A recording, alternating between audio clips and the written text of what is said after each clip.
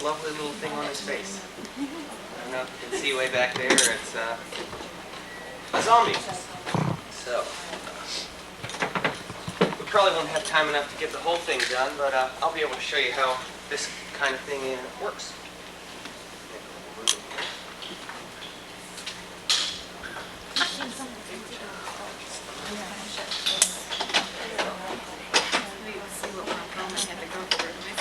Part of it anyway. Yeah. I don't think I have to be sitting in a chair for 4 hours or somebody plastered something with my face. That's endurance. I have some examples of some That's endurance. latex things. If you'd like to pass them around, take a look at them, you might recognize this one. What's your sit down? Okay, here. Hi, Kay. Hi, Kelly.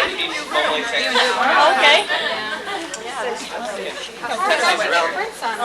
They look really delicate, but it's really very did you tough. get in? It's like a Nerf ball. It's very squishy. So, Kelly, when did you get in? Have you gone down and seen Caroline?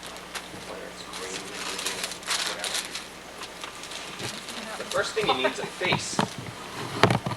Someone to sit still long enough so you can get one. Let me take this appliance off here and show you that this is an exact duplicate of Eric's face in plaster. What I did is I had him sit still, and there's some overspray on it, so it looks kind of funny. I painted the appliance right on there. I had him sit still, put alginate all over his face, put some plaster bandages on there to hold its shape, carefully took that off and filled it with plaster, and it's got a little handle in the back here. And this is what I sculpted with. What I did is I take clay and stick it on the face and sculpt this thing that you see on here. Once I sculpted it, I made an outside mold. I laid this down and put plaster all over it. So it's a two-piece mold, inside mold and an outside mold that fits together. Once this outside plaster hardens, take the two pieces apart and then you clean out all the clay. The space in between this piece and the other piece is what makes the appliance. And what you do is you make up foam latex, and foam latex is kind of like a lemon meringue. You mix it up in a blender, and once it's just right, and you have to mix it and time it and add gelling agents and other things, you put it in your mold, and then you squeeze the two together, and all the excess squirts out around the edge, and you cook it in the oven like a cake. And if you do it just right, the cake doesn't fall or mess up on you, and you get one of these. So that's in a nutshell how you make the appliances. Anyway, we can get right to putting something like this on. Originally, way back when, they used to use spirit gum to put on appliances. Nowadays we use some other stuff like Cross-A or Dow Corning surgical adhesive. This is one of the best adhesives. It was made for incisions in surgery, so they can glue a piece of plastic over the incision, and it makes almost an invisible scar. And also works so well there that somebody somewhere along the line decided, hey, I wonder if you could glue like a nose or something on your face, and it's been used ever since. Anyway, let me get Eric to sit down here, and I'll show you how you glue something like this. Oh, pass some more of these things around. Take a look at them. See some good stuff to look at. Now this is another appliance. It's a walrus. It's two pieces, and this is like a. Well, actually, it's 300-pound fishing line that I painted black. It's whiskers now. You go ahead and take a look at it.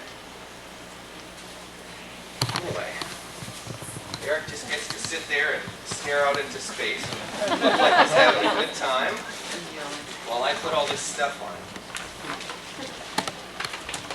Here's an example of some other appliances. This is like a wound, but this is made out of different stuff. This isn't foam latex.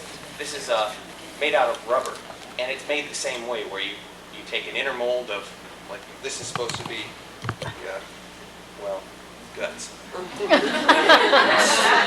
leave that for another time. We'll do good stuff now. This is one I made for myself. Whenever I'm not Vincent, I'm this guy. It's his alter ego, I think. You can get funny with foam latex. Like this is a dog foot we made a long time ago. It's kind of like a cartoon character. I don't know if I have anything else in here I want to show you. No, nothing else. Okay. Come on.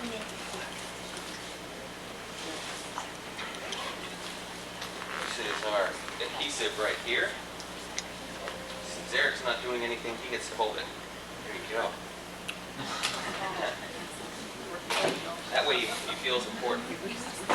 Oh, I also have a few books on the subject, and this is what got me started. This book right here. It's the art of three-dimensional makeup by Lee Bagan, and it explains exactly what I described to you in about a minute right there in this whole book.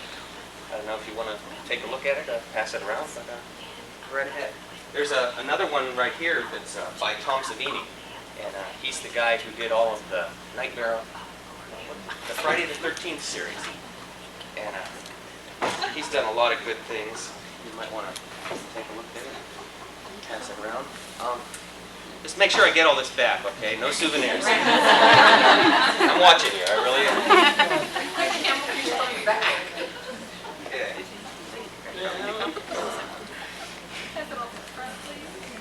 Aren't you glad I'm organized?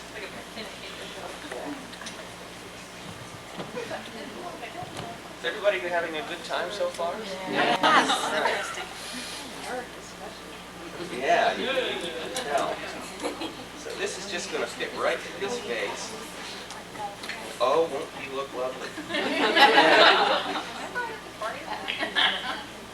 Yeah, there's a real art to applying a foam latex appliance like this.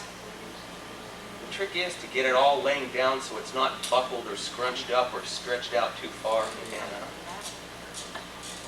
after years and years of practice, I still don't know how to do it sometimes. Anyway, we'll give it a try. Get some thinner.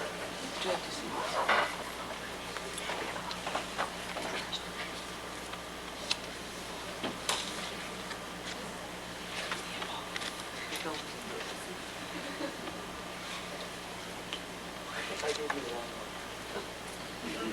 Yes, that's the acid. The hydrochloric acid. That's comforting.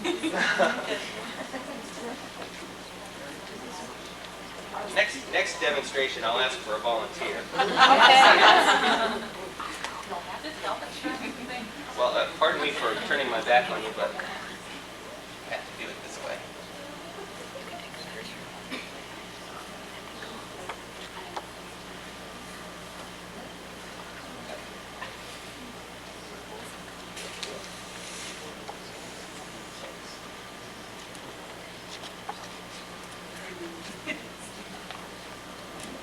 Yeah, I don't know if any of you have ever worked with spirit gum. It's a very old makeup adhesive, and it works pretty well, but it dries very slow, and once it is dry, it doesn't hold very well. This 355, it's made by Dow Corning. I just call it 355 because that's its chemical name. It dries very fast, and it's almost like a contact cement. And it's also perfectly safe on the skin. There's a remover, affectionately known as the catch-all, that takes it off. Anyway, what I do here is I paint right down the middle of the appliance. Actually, right down the middle of Eric's face, attaching the appliance right in the middle. And I'll show you why.